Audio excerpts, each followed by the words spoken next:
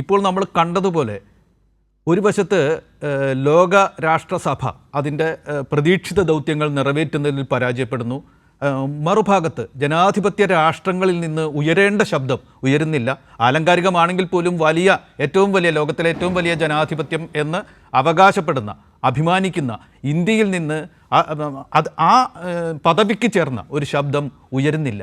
ഇങ്ങനെ നിൽക്കുന്നു. ഞാനപ്പോൾ ചോദിക്കുകയാണ്, പിന്നെ പ്രതികരിക്കേണ്ടത് ജനാധിപത്യ രാജ്യങ്ങളിലെ രാഷ്ട്രീയ കക്ഷികളാണ്. ഇന്ത്യൻ രാഷ്ട്രീയ കക്ഷികളിൽ നിന്ന് ഉയരുന്ന സ്വരം ഒന്ന് വിലയിരുത്തി സംസാരിക്കാമോ?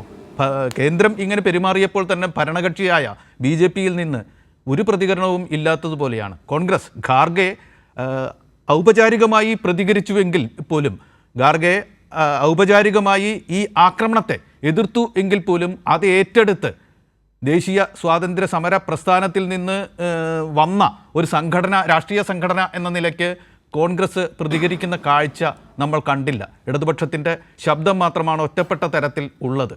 ഈ ദേശീയ രാഷ്ട്രീയ കക്ഷികളുടെ ചേരികളുടെ സമീപനത്തെ വിലയിരുത്തി എന്താണ് ഈ ഘട്ടത്തിൽ കൂട്ടിച്ചേർക്കാൻ കഴിയുക പരമേശ്വരൻ?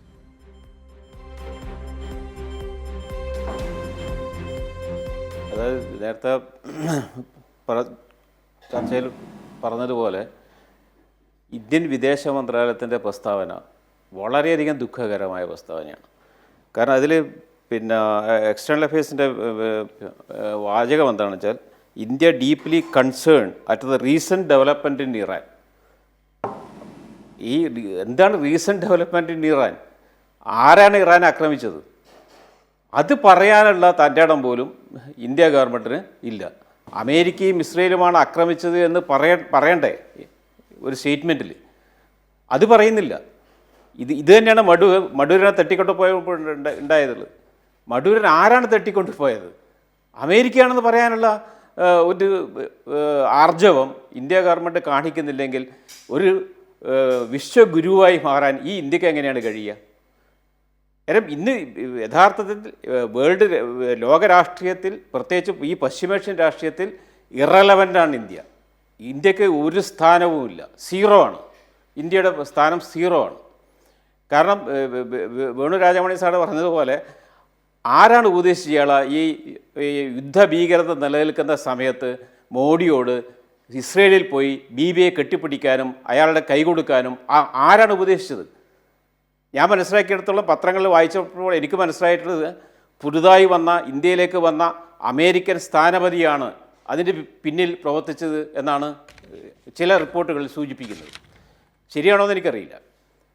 കാരണം അമേരിക്കൻ പ്രഷറിന് വഴങ്ങിയിട്ട് അമേരിക്കയുടെ മുമ്പിൽ നല്ല പിള്ള ചമയാൻ വേണ്ടി, അല്ലെങ്കിൽ അമേരിക്കയുമായിട്ടുള്ള ബന്ധം, ട്രംപുമായിട്ടുള്ള വ്യക്തിപരമായിട്ടുള്ള മോഡിക്കുണ്ടായിട്ടുള്ള ബന്ധത്തിലുണ്ടായിട്ടുള്ള ചില സ്വരച്ചേർച്ചയില്ലായ്മയുണ്ട്, അത് പരിഹരിക്കാൻ വേണ്ടി ഈ രീതിയിലുള്ള നാണം കെട്ട ഒരു സമീപനം ഇന്ത്യ ഗവൺമെൻറ് സ്വീകരിച്ചു എന്നാണ് ഇതിൽ നിന്നും മനസ്സിലാകുന്നത്. കാരണം ജവഹർലാൽ നെഹ്റു പോലുള്ള, ഇന്ദിരാഗാന്ധിയെ പോലുള്ള നേതാക്കളുണ്ടായിട്ടുള്ളൊരു രാജ്യമാണിത്. പലസ്തീനെ 1947 വിഭജിക്കാൻ വേണ്ടി UN ജനറൽ അസംബ്ലി റിപ്പോർട്ട് വന്നപ്പോൾ അതിനെ എതിർത്തവരാണ് ഗാന്ധിജിയും നെഹ്റു ഒക്കെ തന്നെ. പിന്നീടാണ് 1950 പിന്നീട് അംഗീകരിക്കുന്നത്. കാരണം ആ ഒരു പാരമ്പര്യം നമുക്കുണ്ടായിരുന്നു. അതുപോലെ തന്നെ ബംഗ്ലാദേശ് വിമോചന യുദ്ധകാലത്ത് അമേരിക്ക കപ്പൽപ്പടയെ അയക്കുമെന്ന് പറഞ്ഞപ്പോൾ അതിനെ സധൈര്യം നേരിട്ടുള്ള ഒരു പ്രധാനമന്ത്രിയായിരുന്നു ഇന്ദിരാഗാന്ധി. കാരണം അങ്ങനെയുള്ള ലോകത്തിൽ തന്നെ വലിയ നേതാക്കളെ സംഭാവന ചെയ്തിട്ടുള്ള ഇന്ത്യയാണ് ഇപ്പം ലോകരാഷ്ട്രീയത്തിൽ, പ്രത്യേകിച്ചും പശ്ചിമേഷ്യൻ രാഷ്ട്രീയത്തിൽ ഒരു പ്രസക്തിയുമില്ലാത്ത, ആരും ശ്രദ്ധിക്കപ്പെടാത്ത ഒരു രാജ്യമായിട്ട് ഇന്ത്യ മാറിയിരിക്കുന്നത്. നിങ്ങൾ ഇറാനെ ചെറുതായി കാണാൻ വേണ്ടി കഴിയില്ല. കാരണം കാശ്മീർ പ്രശ്നത്തിലുൾപ്പെടെ നിരന്തരം ഇന്ത്യയെ പിന്തുണച്ച, ഐക്യരാഷ്ട്രസഭയിൽ ഇന്ത്യയെ പിന്തുണച്ച രാജ്യമാണ് ഇറാൻ. അതുപോലെ തന്നെ സിവിലൈസേഷനിലായിട്ടുള്ള ടൈസ് ഉണ്ട് നമ്മൾ തമ്മിൽ. പേർഷ്യൻ സംസ്കാരവും ഇന്ത്യൻ സംസ്കാരവും തമ്മിലുള്ള ബന്ധം, നമ്മളെ പല പേരുകൾ, അമിത്ഷായുടെ ഷാ എന്നുള്ള പേരടക്കം ഈ ഇറാൻ പേർഷ്യൻ സംസ്കാരത്തിൽ നിന്ന് വന്നതാണ്. കാരണം ആ രീതിയിലുള്ള വലിയ ബന്ധങ്ങളുണ്ട്.